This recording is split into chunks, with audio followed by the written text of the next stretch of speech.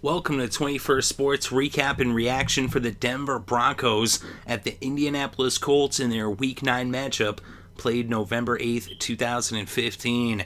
We're going to go over the scores and the stats and give our breakdown and analysis. And starting off in the first quarter, with about halfway through, a little less than 7 minutes still left in the first, Frank Gore put the first points on the scoreboard with a 7-yard touchdown run. With the extra point by Adam Vinatieri, it was 7-0 Indianapolis over Denver. That was the only score in the first quarter. And in the second quarter, Adam Vinatieri would hit a 43-yard field goal with about 12 minutes left before halftime, and it was 10-0 Colts over the Broncos. Then, with about 7 minutes left in the first half still, Andrew Luck hit Jack Doyle for a 3-yard touchdown pass. Vinatieri added the extra point, and it was 17-0 Colts over the Broncos. Of course, Peyton Manning's interception helped to lead to the touchdown as they were able to capitalize and turn that interception into a touchdown to make it 17-0.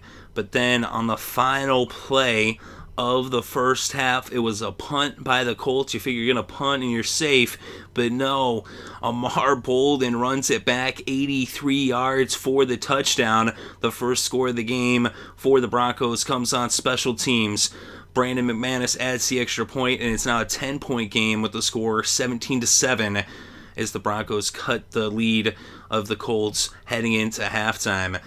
So then coming out of halftime in the third quarter, about 3.5 minutes in on the second possession of the second half, after the Colts had punted the ball, the Broncos would go 60 yards in just 3 plays, and it was capped off with a 64-yard bomb. Peyton Manning airs it out, catches Emmanuel Sanders in stride, and he takes it in for the touchdown, 64 yards. McManus kicks the extra point, and it's now a 3-point ball game with the score 17-14. Then, with 5 minutes still left in the third, McManus hit a 29-yard field goal, and this game was tied up at 17 apiece. So it's tied up at 17 after 3 quarters of play, as the Broncos had scored 17 straight points after the Colts started off the game with 17 straight points. Now into the fourth quarter, less than a minute in, on the next possession off of that field goal heading back to the third, the Colts had went 80 yards in 12 plays, eating up about 6 minutes, capped off by an 8-yard touchdown pass from Andrew Luck to Ahmad Bradshaw. Vinatieri added the extra point, and the Colts were back in the lead, 24-17, up by 7. But then the Broncos responded as they would go 80 yards in 9 plays, eating up a little over 5 minutes of clock, and Peyton Manning hit Owen Daniels for a 1-yard touchdown pass, and it was now once again tied, this time at 24 apiece after the extra point by McManus. Of course, at this point, Mike Adams is not in there for the Colts. DeMarcus Ware did not play the second half of this game for the Broncos due to a back injury. We had a tie game now heading down the stretch, and so now the Colts would get the ball after the touchdown. They would start their drive on the 30. They would march down into field goal range, and on 4th and 2, Vinatieri would come out to attempt a 55-yard field goal with a little over 6 minutes left in this game. It was up, and it was good. So Vinatieri puts the Colts up 27-24. So now the Broncos would get the ball, and on the first play of their next possession, Peyton Manning was intercepted by Butler. So Butler comes up big time with the pick, and now the Colts would take over at midfield on the Denver 49, and the Colts end up running out the final 6 minutes of this game, going 47 yards in 12 plays all the way down to the 2, with some help by some penalties from the Broncos that extended the drive. And in the end, they actually had lined up for a field goal when there's like a half a minute left, but then the penalties against the Broncos would end up where the Colts just would take a knee and not kick that extra field goal to go up by 6. Instead, they just hold on to win 27-24. Frank Gore pounding the rock, eating up the clock. He had a pretty good game overall. Frank Gore, not a lot of yards. He didn't break the century mark on the ground, although he did go over 100 yards overall in this game, but his 28 carries really ate up the clock for the Colts as they really dominated this game on the time of possession, as they had the ball almost twice as long as the Broncos. Big part of why they were up 17-0 before that punt return on the last play of the first half, as they had the ball for 38 minutes and 39 seconds in this game. But overall, Andrew Luck, 21-36, 252 passing yards, 2 touchdowns. Frank Gore, as I said, 28 carries. He had 83 yards on the ground and a touchdown. He also had 1 reception for 19 yards, which gave him 102 yards total in this game. Luck also had 6 carries for 34 yards. And for receivers, T.Y. Hilton, 5 receptions for 82 yards. Griff Whalen, 5 receptions for 73 yards as he was coming up clutch down the stretch. Moncrief had 3 receptions for 30 yards. And Fleener, 4 receptions for 22 yards in this game. And for the Broncos, Peyton Manning, 21 for 36, 281 yards, 2 touchdowns, 2 interceptions. He fell just 3 yards shy of breaking Brett Favre's career passing yard record. So he was so close to being the number 1 passer in the history of football, but instead he throws that interception picked off by Butler. If he had 1 more complete pass for at least 3-4 yards, he would have been tied or in the lead in the record books. Of course, next week he'll definitely break that record. All he needs is 3 yards, but it did not come here, nor did the win, as the Colts handed the Broncos their first loss of 2015. They are undefeated no more, as Denver falls to 7-1 and the Colts improve to 4-5. And for the Broncos, Owen Daniels, 6 receptions for 102 yards and a touchdown.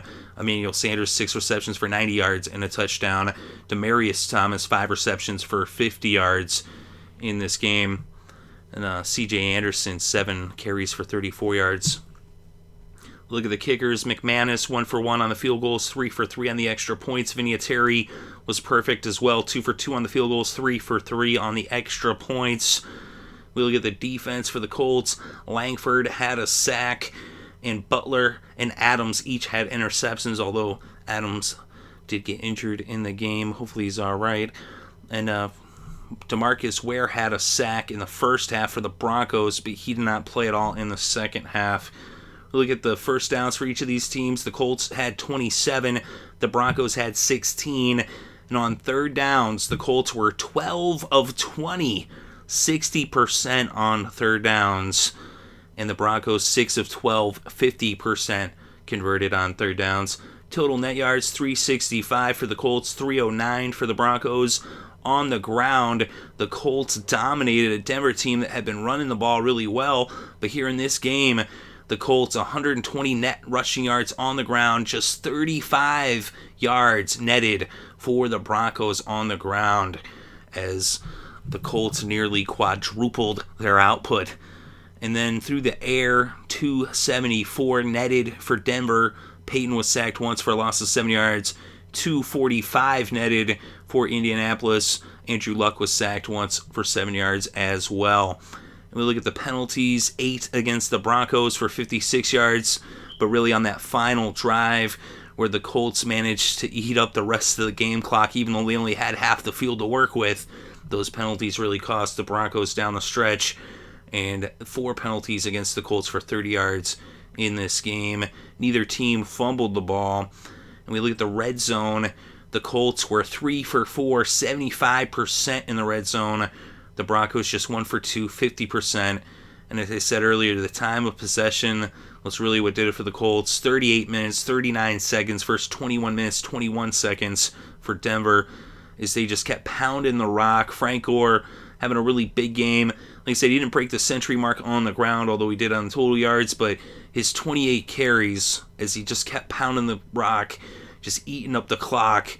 And it was a pretty even game in terms of the balance on the offense as Chudnowski takes over and the Colts give the Broncos their first loss. They come up big in this game. Peyton Manning was struggling in the first half. He was just 9 of 22 in the first half of this game. And so then he turned it around somewhat in the second half, but then that interception on the final play from scrimmage for Denver would ultimately cost them the game. Also, his interception earlier on in the first half of the game in the second quarter would lead to a touchdown by the Colts that put them up 17-0.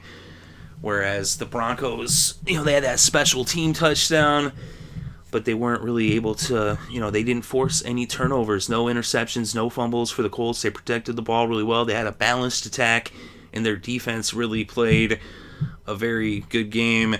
Although Denver hadn't really been putting up necessarily big numbers on the offensive end, it had been their defense that was winning them their games and keeping them undefeated.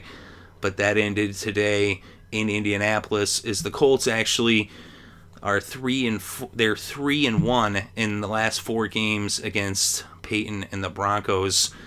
So it seems that Andrew Luck kind of has Peyton's number there.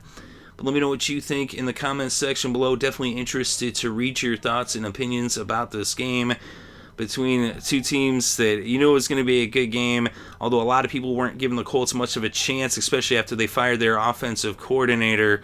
But they come up big here against Peyton and his former team and his old stomping grounds there in Indianapolis. He did have 281 passing yards and the 2 touchdowns, but those 2 picks really were the difference, as those turnovers made the difference. Also, the running game, as Frank Gore just kept pounding it, and Denver's defense was not able to stop him, and especially on that final drive, of course, with DeMarcus Ware not playing in the second half, that hurt him. But that Broncos defense is pretty stacked. It's not like as if it's just the one player. I mean, they got talent up and down that roster, but still, the Colts find a way with their new offensive coordinator, and they get this one. So let me know what you think in the comment section. As I said, thank you very much for listening. It is greatly appreciated. I hope you're having a good day and had a great weekend and enjoyed all the sports.